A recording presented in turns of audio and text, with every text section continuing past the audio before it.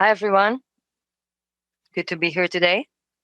I'm going to talk with you about some of I can say my own tips and techniques on how to get the most out of your MyHeritage DNA features and tools, and how to identify your family lines of your DNA matches. All of us are using the genetics and DNA testing in order to find our relatives and to identify our past, but we also need to consider the genealogical information that we can combine with it in order to get to the exact answer. So let's start with the first steps on how to get the most out of your MyHeritage DNA features. So first and foremost, build your family tree. You would want to build your own tree out far and wide as possible. You want to add ancestor first. You want to go back as far as you can. The more generation you go up in your tree, it will be easier for you to understand the ancestors. Through them, you are connected to your DNA matches. So it's not just enough to find someone that is genetically close to us, but it's the geological information that gives us this piece of the puzzle to understand how he's related to us, who is our common ancestor. Now, don't forget your collateral lines. Collateral lines are the lines of the siblings of your direct ancestors, uh, aunts, uncles, great aunts, great uncles, and so on. Now, those are extremely important for DNA matching because at the end of the day, the people that are going to show up in your matches list are generally going to be the descendants of these collateral lines, the younger generation. And now, with these collateral lines, you want to make the tools and features to work for you. You want to get the most out of them. So these tools like theory of family relativity, smart matches, which I'm going to talk about in a bit, shared ancestral surnames that are highlighted for you for each DNA match, they should be helpful for you to understand how you are related, and they use the information from your tree. So the bigger you make it, the more information that you have and your matches. Second, use discoveries. Discoveries make your life easier.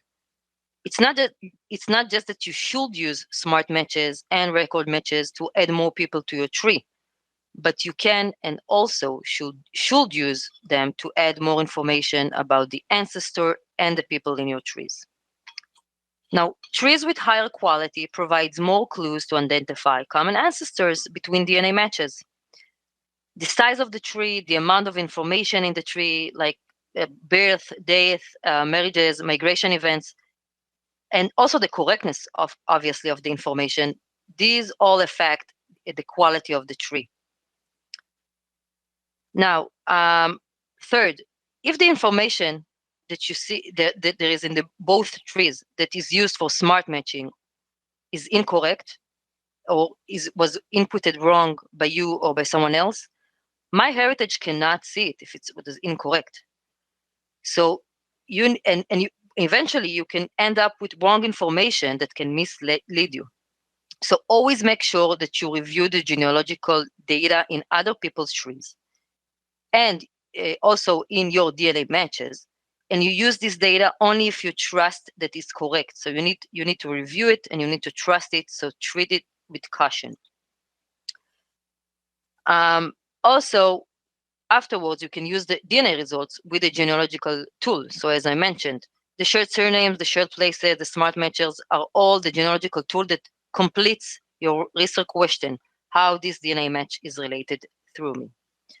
Last but not least, contact your DNA matches. Be proactive. Sometimes you won't get an answer right away. Sometimes they will answer you after a very long time. But in the end, you both share the same goal, and it's to find more about your family.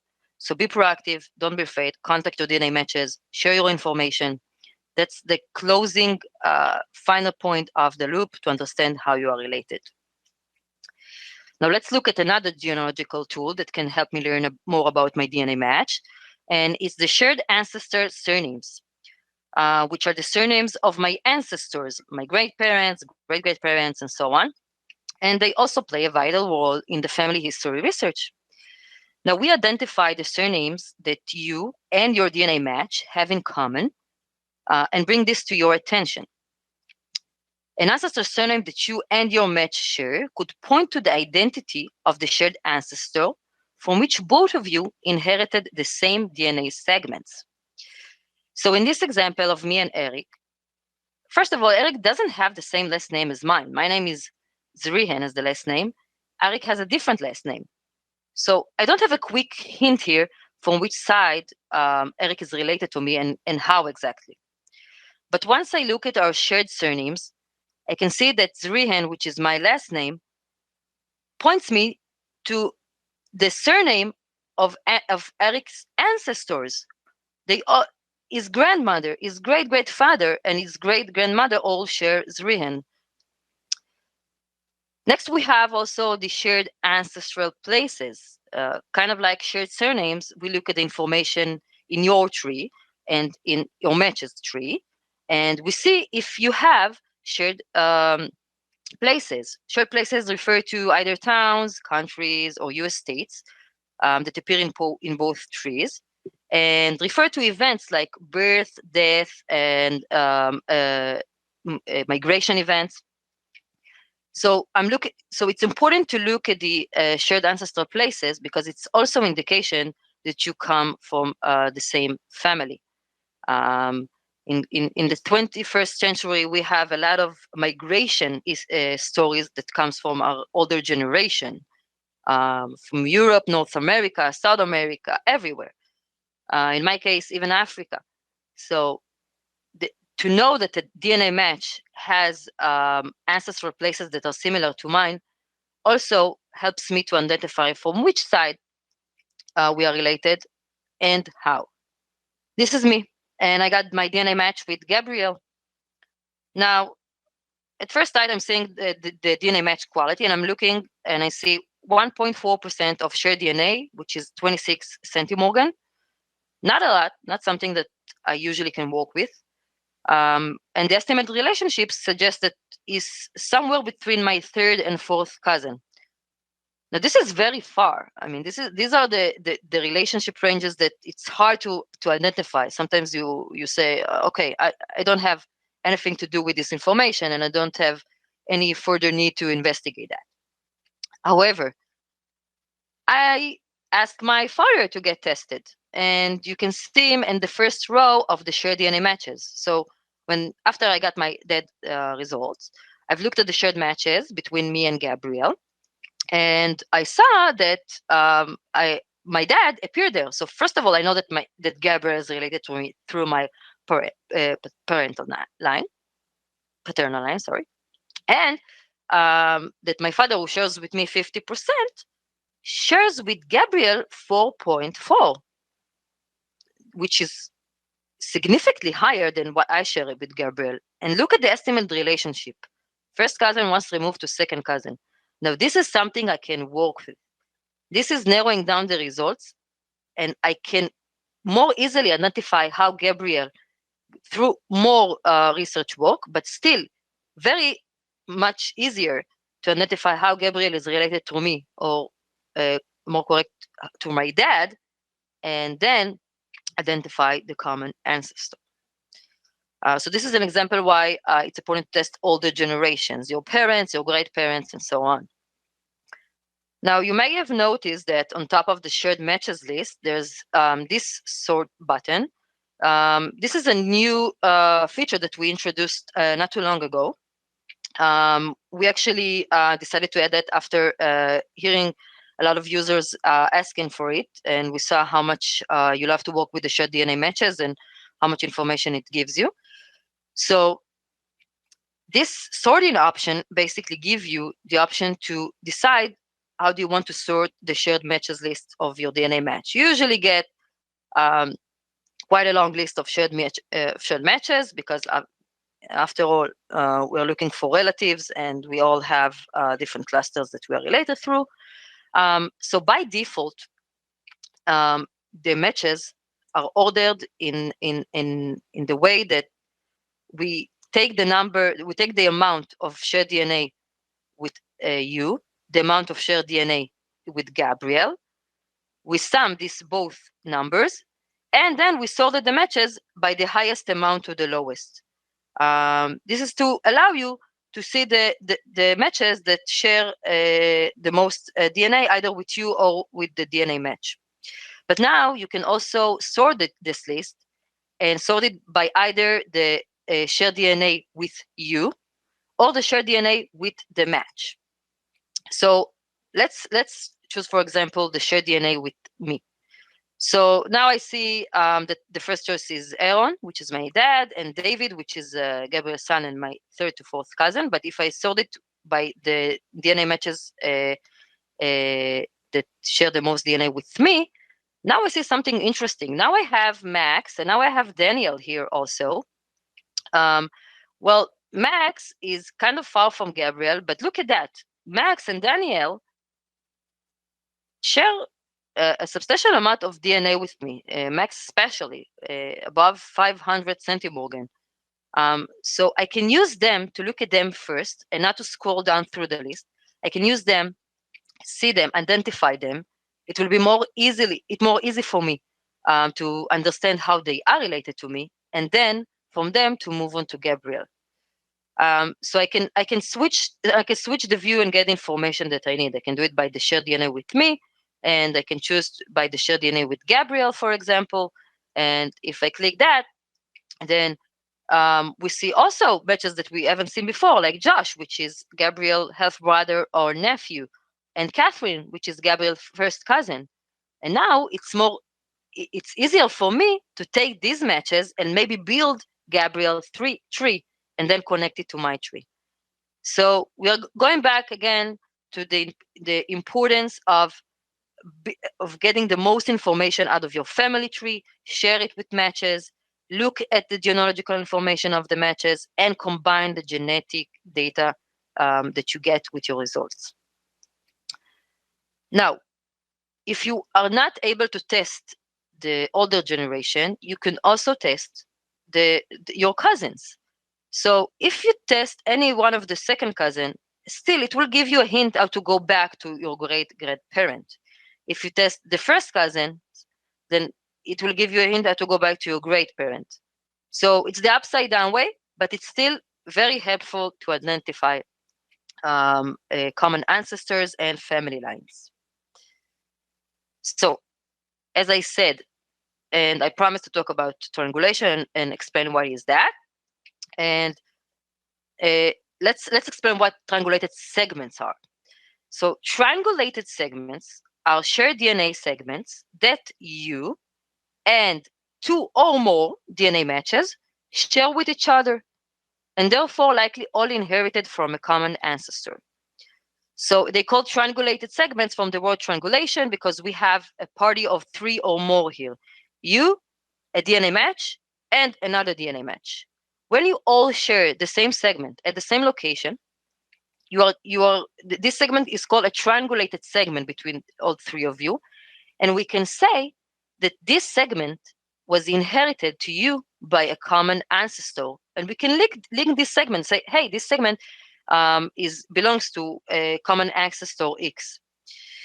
And we have the chromosome browser, and this is an example from the chromosome browser tool, the one-to-many. And I've added here two of my matches, David and Josh. And I see here that we have 7 triangulated segments. So if you look at the image below, it's kind of similar to what Ethel showed before about IBD segments. So now triangulated segments are actually IBD segments that are shared between 3 people and not just 2. So I'm looking at each one of my chromosomes, 1, 2, 3, 4, 5 until 22, the autosomal chromosomes, pair of chromosomes, and the lines. Sorry, the lines you see in red are the segments that I share with David. Now the lines you see in orange or yellow are the lines that I share with Josh. Now you see the bubbles there. The bubbles there mean that we identified the segments that me, David, and Josh all share at the same location, the same information inside these segments, and therefore these segments are all linked to a common ancestor that is common for me and David and Josh. Now, you don't have to do this work manually and go to the Chromosome browser and add these matches and see where you triangulate. We also provide it to you automatically. So I'm going back to Gabrielle, and I'm looking at the shared DNA matches. And when you go over this this list, and remember, triangulation is a party of three. So I have me, myself, Gabrielle, and another shared match between the two of us. And when I'm looking at the shared matches, it provides me the information if we have a triangulated segment. So in this case, I see that myself, Gabrielle, and David all have 4 triangulated segments, and these segments are the ones that we all inherited from the same ancestor. You still can have shared matches with with another match that you don't have any triangulated segments. But if you see this icon, click on it. It will send you back to the Chromosome browser, and we automatically identify this information for you so you can see it. So use it. It's a very important tool. So that's it, guys. That were my tips and techniques on how to use genealogical information and tools that will set you up to success in order to find what you are looking for in your research questions. And I want to end my part with a happy announcement on a new feature we launched yesterday. Which is the MyHeritage Global Name Translation Technology for DNA matches. Now, you know that one of the strengths of MyHeritage platform is that it's translated into 42 different languages, and that it's the most popular genealogy platform in most of the non-English speaking countries. Also, in addition to its popularity in the English speaking world. And we have billions of historical records and family trees from around the world. So we always try to develop technologies that overcoming the language barriers. And language can often serve as an obstacle when you explore your DNA matches from a different country. So this is a new application of the existing global name translation technology. And now we brought it into the DNA matches. And this is great news for all the users who receive DNA matches in either Russian, Bulgarian, Ukrainian, Hebrew, or Greek, and their names are written in these languages. Or any users that their display language on the site uses Greek, Hebrew, Ukrainian, Russian, or Bulgarian. So now you will find the names of the DNA matches transliterated. Yes, transliterated, because what we do is we're not translating the name, we are converting the name. For example, like here, that I get a match in Russian, which I don't know how to read, but through the transliteration, the translation technology, I can know that this name means Sergey, and it appears to me in different places on the match card. So I have it here in the match name, and in this case, the DNA kit of Sergey is managed by someone else, and I can see the DNA managed by, and I can also identify it's Santino, and now I can contact either Sergey or Santino with the right name, and continue my research with them. So this is a new feature you will see now in your matches list if you have matches that are written in the alphabetical letters that are not according to your display. So we either translate them from Cyrillic to Hebrew and Greek to Latin, or vice versa.